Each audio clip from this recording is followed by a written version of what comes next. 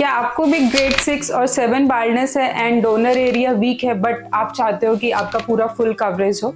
सो ये वीडियो आपके लिए है। इस वीडियो में आज हम बात करेंगे beard hair harvesting in scalp hair transplant. Hi everyone, I am doctor Shaily from New Root Skin Laser and Hair Clinic Kolkata. तो आज हम बात करेंगे बियर्ड हेयर हार्वेस्टिंग के बारे में। बेसिकली ये एक FUE टेक्निक ही होती है, that is follicular unit extraction. इसमें हम बियर्ड एरिया से ग्राफ्ट एक्सट्रैक्ट करते हैं। ये उन पेशेंट्स में किया जाता है जिनका डोनर एरिया वीक है या फिर पेशेंट्स को हाई डेंसिटी चाहिए on the scalp after hair transplant. Why we prefer beard hairs for hair transplant? हम आर्म्स के, लेग्स के, चेस्ट के प्यूबिक हेयर्स भी हम यूज कर सकते हैं, बट हम why we choose beard hair only because इनका जो ग्रोथ फेस है that is similar to the scalp hairs. Second, ये DHT रेजिस्टेंट हेयर्स होते हैं। इन जो बियर्ड के हेयर्स रहते हैं इनमें हार्मोनल फ्लक्चुएशंस जो भी बॉडी पे होती हैं they are resistant to that. Third, जो ये बियर्ड हेयर्स होते हैं दे आर थिक कोर्स, जिसकी वजह से हमें एक हायर डेंसिटी हमें मिलती है। फोर्थ, जब भी हम बियर्ड एरिया से लेते हैं तो हमें मिनिमल स्कारिंग रहती है जहां से भी हम ग्राफ्ट एक्सट्रैक्ट करते हैं। अभी हम बात करते हैं कि बियर्ड हेयर हार्वेस्टिंग का प्रोसेस क्या है। बियर्ड हेयर हार्वेस्टिंग का प्रोसेस सेम रहता है जैसे कि हेयर ट्रांसप्लांट का रहता है। इसमें हम सबसे पहले जो अपना डोनर एरिया है that is below the chin, हम उसको मार्क कर लेते हैं। मार्क करने के बाद हम वहाँ पे एक नंबिंग क्रीम अप्लाई करते हैं फॉर 30 मिनट्स। उसके बाद हम लोकल एनेस्थीसिया देते हैं। लोकल एनेस्थीसिया देने के बाद हम एक स्पेशलाइज्ड पंचेस यूज करते हैं जैसे कि 0.7 mm, 0.8 mm। ये बहुत ही डायामीटर इनका बहुत ही छोटा रहता है जिसकी वजह से अपने को स्कारिंग नहीं होती है। पंचिंग के बाद हम ग्राफ्ट्स निकाल लेते हैं। ग्राफ्ट्स जो रहते हैं बियर्ड एरिया के दैट आर वेरी फ्रेजाइल, मतलब उनमें जो फैटी टिश्यू रहता है दैट इज वेरी लेस, जिसकी वजह से हमें इनको कॉन्स्टेंटली हाइड्रेट करना पड़ता है। एक बार हमारे पास ग्राफ्ट्स आ गए हैं हम इनको सेग्रीगेट कर लेते हैं। एक चीज आपको ध्यान में रखना है कि जो अपने स्कैल्प हेयर्स रहते हैं और बियर्ड हेयर्स रहते हैं, बियर्ड हेयर्स में अपने पास 1 to 2 हेयर्स होते हैं पर फॉलिकुलर यूनिट, बट स्कैल्प में 1 to 4 फॉलिकल्स रहते हैं पर फॉलिकुलर यूनिट। तो बियर्ड एरिया हमारे पास लिमिटेड ही रहता है, दैट इज मैक्सिमम हम 1000 to 1500 ग्राफ्ट से एक्सट्रैक्ट कर सकते हैं। After the segregation of grafts हम इन ग्राफ्ट्स को इम्प्लांट करते हैं टू द रेसिपिएंट एरिया।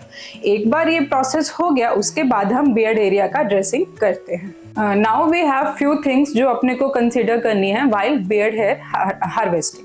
सबसे पहले जो बियर्ड हेयर्स रहते हैं इनका टेक्सचर डिफरेंट रहता है, ये थिक और कोर्स हेयर्स रहते हैं। तो हम इनको जब भी इम्प्लांट करेंगे will do in the mid scalp या फिर क्राउन एरिया, जिसकी वजह से अपने को वहाँ पे एक हायर डेंसिटी अचीव होगा। बियर्ड हेयर्स को हम कभी भी हेयर लाइन में इम्प्लांट नहीं करते हैं। सेकेंड इज इनका जो लिमिटेड ग्राफ्ट रहते हैं अपने पास बियर्ड एरिया में, दैट इज हम 1000 से लेके 1500 तक ग्राफ्ट ही हम अचीव कर सकते हैं from the beard area. Third is recovery. Beard area को रिकवर होने के लिए 2 हफ्ते लग जाते हैं, तो हम यूजुअली पेशेंट्स को एडवाइस करते हैं कि 2 हफ्तों के लिए आपको शेविंग नहीं करना है। Now who is a good candidate for beard hair harvesting? First, grade 6-7 baldness. Second, उनका donor area is very weak. Third, जो पेशेंट्स एक हाई डेंसिटी अचीव करना चाहते हैं after the hair transplant, they can go for beard hair harvesting. अभी बहुत सारे patients के क्वेश्चंस रहते हैं regarding the beard hair harvesting कि क्या मैम मुझे वहां पे स्कार होगा क्या? नहीं, हम जो पंचेस यूज करते हैं वो हम 0.7 mm, 0.8 mm पंचेस यूज करते हैं। इनका डायामीटर बहुत ही छोटा है जिसकी वजह से स्कारिंग के चांसेस बहुत मिनिमल हो जाते हैं। सेकेंड, मैम क्या मेरे अंडरलाइंग जो ऑर्गन्स हैं, जो वेसल्स हैं, क्या उनको डैमेज होगा? नहीं, ये जो सर्जरी रहती है एक सुपरफिशियल लेवल पे हम करते हैं। इसमें कोई जो अंडरलाइंग आपकी ब्लड वेसल्स हैं, जो ऑर्गन्स हैं, ग्लैंड्स हैं, उनमें कुछ इश्यू नहीं होगा। थर्ड इज मैम क्या हमारे पैचीनेस होगी? क्या ग्राफ्ट यहाँ पे निकालने के बाद खाली हो जाएगा? नहीं, ऐसा नहीं रहता। हम जब भी ग्राफ्ट एक्सट्रैक्ट करते हैं तो हम बीच में कुछ ग्राफ्ट छोड़ देते हैं जिसकी वजह से हम पैचीनेस अवॉइड करते हैं। फोर्थ इज मैम मुझे कितना पेन होगा? ये चीज आपको समझना बहुत जरूरी है कि जब भी हम बियर्ड एरिया से ग्राफ्ट्स लेते हैं हम सबसे पहले वहां पे नंबिंग क्रीम लगा देते हैं। उसके बाद हम लोकल एनेस्थीसिया देते हैं। तो इस प्रोसेस में आपको पेन बिल्कुल भी नहीं होगा। ये वीडियो खत्म करने से पहले मैं आपको एक इन्फॉर्मेशन देना चाहती हूँ कि मैंने आपको जैसे बताया था कि बियर्ड हेयर और स्कैल्प हेयर का टेक्सचर का फर्क रहता है। बियर्ड हेयर थोड़ा सा थिक रहता है, तो जब भी हम बियर्ड हेयर इम्प्लांट करते हैं हम उनको मिक्स करते हैं विद द स्कैल्प हेयर। सो इसके लिए आपको एक स्किल्ड सर्जन चाहिए जो एक proper direction, proper angle follow कर पाए, जिसकी वजह से कि कोई डिफ्रेंशिएट ना कर पाए कि ये आपका स्कैल्प हेयर है या फिर ये बियर्ड हेयर है।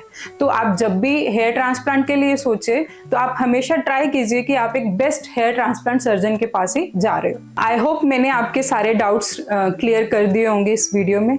स्टिल अगर आपका कोई डाउट है आप हमें कांटेक्ट कर सकते हो या फिर आप हमें कमेंट सेक्शन में कमेंट कर सकते हो। Thank you.